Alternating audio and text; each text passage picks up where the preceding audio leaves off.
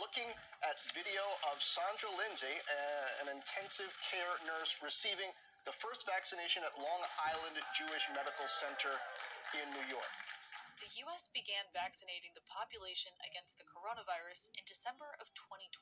The goal is to get the COVID vaccine to every person in the U.S. who wants one, but survey data shows that nearly 40% of the U.S. population doesn't want it. Widespread mistrust might have something to do with the fact that if anything goes wrong with the vaccine, the drug makers that produce them aren't responsible. This is a remarkable circumstance. It's certainly not like anything anybody's ever seen before. That means that companies like Pfizer and Moderna have total immunity against lawsuits related to injuries resulting from taking the COVID vaccines. Meanwhile, employers are legally allowed to require employees to get immunized against the virus. Requiring a vaccine is a health and safety work rule, and employers can do that. Ultimately, if we want any chance at returning to life as normal, mass vaccination is going to be critical. So how do you convince the public to take a vaccine made in record time using technology that's never before been licensed? And is anyone to blame if something goes wrong?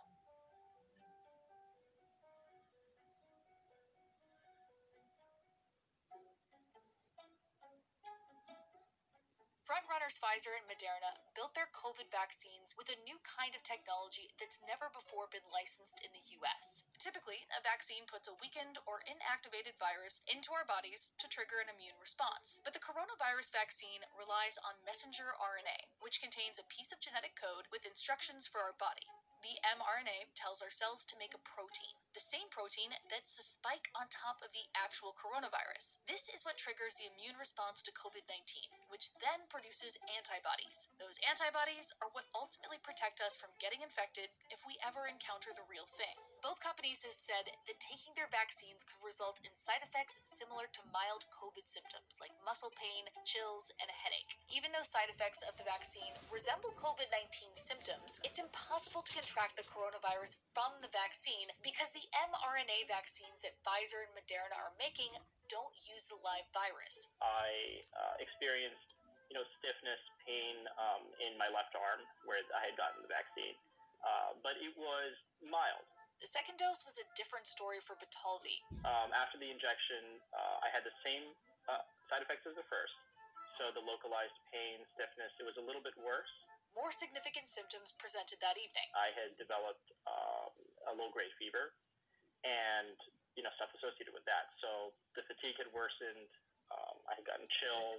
Other trial participants from both the Pfizer and Moderna studies have reported similar issues after the second shot. One Pfizer trial participant told CNBC that after the booster shot, he woke up with chills, shaking so hard he cracked a tooth. For him, it hurt to even just lay in his bedsheet. But this kind of reaction isn't the norm. Both of these vaccines are about 95% effective, but it's still unclear how long this protection lasts, which is what worries some doctors more than the potential for any sort of long-term side effects. There is a concern that once the immune response against the vaccine wanes, that we might see more disease, and that is why all the phase 3 clinical trials against COVID continue to run even after demonstrating the early efficacy.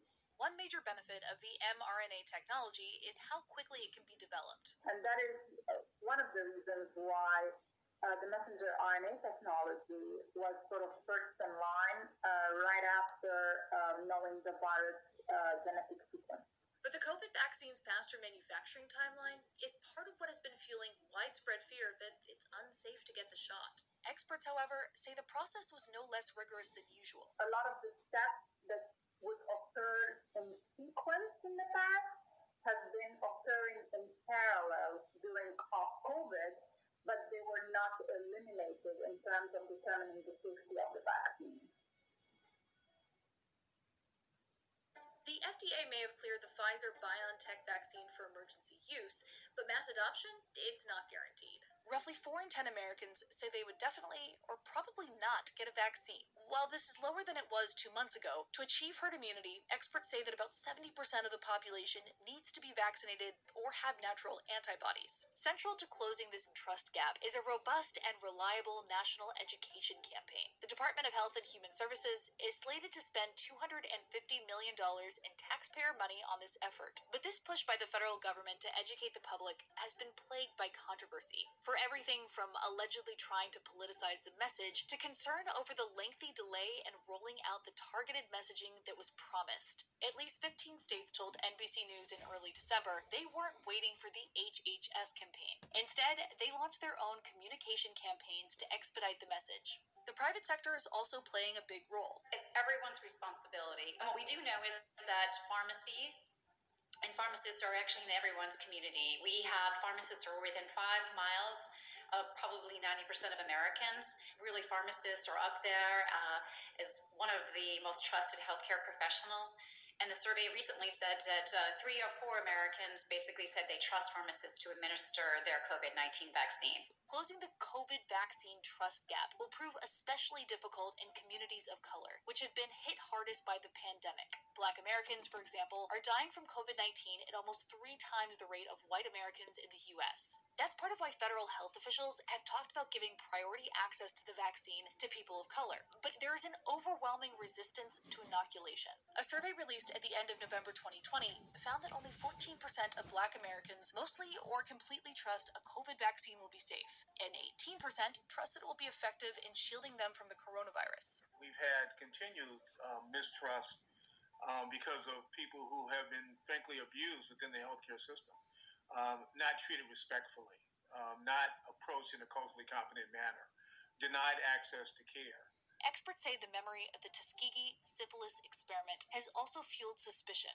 For 40 years, starting in 1932, the U.S. Public Health Service used Black men to conduct a study of the progression of the lethal syphilis disease. And because of racism, overt racism, and even micro insults that have occurred to people of color in the health system, people developed a degree of mistrust. Combating this narrative may take a more targeted approach. The National Medical Association, of which Benjamin is a member, is convening a group of Black doctors for an expert task force that will independently assess the safety and efficacy of COVID-19 vaccines. We know that patients trust their doctors. And many of the surveys have shown that if their physician recommends it, they are much more likely to take the vaccine. If you suffer severe side effects after getting the COVID vaccine, there's basically no one to blame in a U.S. court of law. Take the vaccine makers. Health and Human Services Secretary Alex Azar invoked the Public Readiness and Emergency Preparedness Act in February of 2020, which protects the makers of COVID products such as vaccines and treatments from legal action. This protection lasts until 2024. Essentially, in order to encourage companies to get into this space, to develop vaccines for the good of the public, for public health, the government comes up with a program which immunizes those companies from liability for any injuries or damages caused by taking the vaccine. That means for the next 4 years, companies like Pfizer and Moderna can't be sued for money damages in court over injuries related to the administration or use of products to treat or protect against COVID-19. But drug makers, like Pfizer, continue to reassure the public no shortcuts were taken. This is a vaccine that is getting approved by all authorities in the world, so that should say something to them. Pfizer and Moderna did not return CNBC's request for comment on their legal protections. But remember, it was the FDA that actually cleared the vaccine for use. So does the federal government bear any responsibility? You can't sue the FDA for approving or disapproving a drug. That's part of its sovereign immunity. Sovereign immunity traces back to British law before the American Revolution. You couldn't sue the king. The U.S. adopted that same principle. There are limited exceptions, but legal experts say they don't provide a viable legal path to hold the government responsible for a COVID vaccine injury. And the workplace now introduces a unique set of legal challenges related to the vaccine. Once the FDA upgrades its emergency authorization to a full approval in a few months from now, there's speculation that employers could require staff to get inoculated. The clients of mine that are most interested in making a mandatory vaccine a condition of employment are brick and mortar operations that have a lot of foot traffic from their customers. They view it as a selling point. Look, you can come to our business location and it's safe because all employees have been vaccinated. That's particularly important for restaurants, bars, gyms, and salons. While this is in part a PR tactic, it is also legally within an employer's rights to roll out this kind of requirement. Requiring a vaccine is a health and safety work rule, and employers can do that.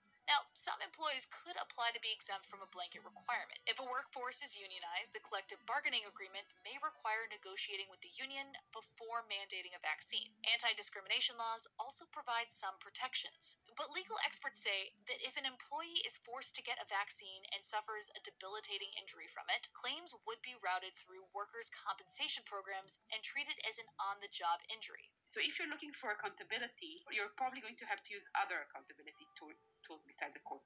If you're looking for compensation, you should use a government compensation program. The National Vaccine Injury Compensation Program, better known by the name Vaccine Court, is relatively easy to use and generous in terms of what it's willing to pay out to those who are eligible. But because the COVID vaccine has not yet been recommended for routine administration to pregnant women or children, it doesn't qualify. Another program, and the only real pool of cash available to those harmed by the COVID vaccine, is a fund attached to the PrEP Act. The so-called Countermeasures Injury Compensation Program has been around for a decade, but experts specializing in vaccine law say it's a lot more difficult to navigate. The problem with the PrEP Act is that it's attached to a government compensation program that's very hard to use, where the bar for compensation is very high. Since the program began 10 years ago, the CICP has only compensated 29 claims, totaling more than $6 million. If a case for compensation through the CICP is successful, however, the program provides up to $50,000 per year for unreimbursed lost wages and any out-of-pocket medical expenses. It won't cover legal fees, nor anything to compensate for pain and or suffering. It's also capped at the